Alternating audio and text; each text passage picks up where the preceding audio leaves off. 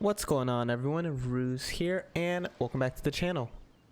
So, one question I get a decent amount on my streams and in my comment section is things like, can this team beat this Floor of the Abyss? What do you think of this? How should I gear this character? So on and so forth.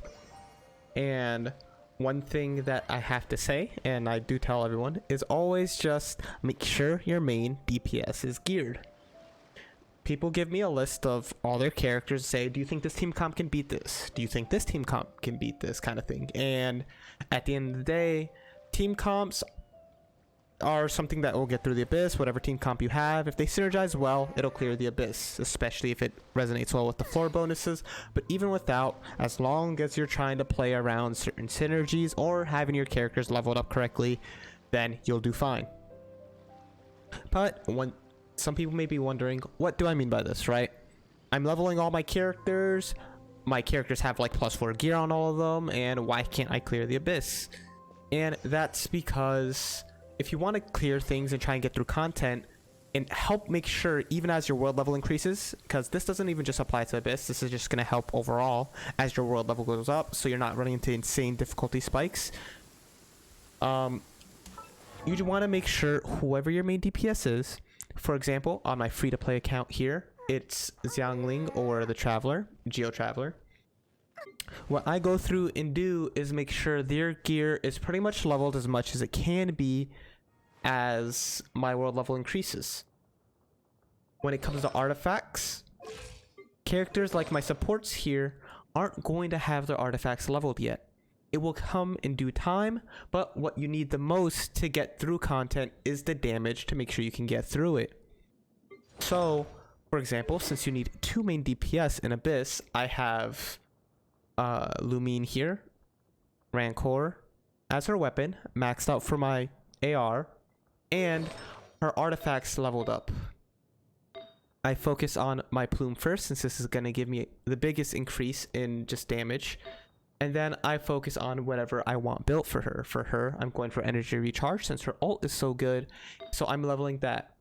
I'm focusing on my attack percent here and my crit rate here and just maxing her artifacts. I'm making sure as I go along, my main DPS for my team, their artifacts are leveled.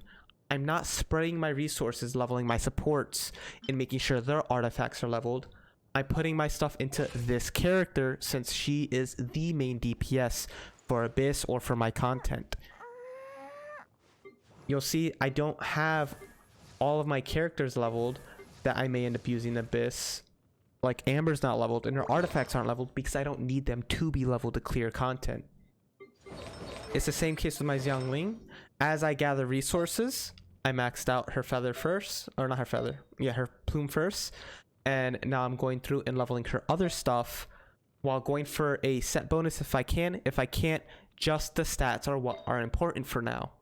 You don't have to worry about, oh, my build isn't good enough right now until way later in the game. That's like super end game. And even to beat floor 12 of the Abyss, you don't need crazy min-maxed builds. You just need to continue leveling your characters as your AR goes up, fitting them out with leveled up artifacts for your AR, and just getting stronger over time. The clear for Abyss will come over time. As you get better artifacts and you switch it out, it will happen.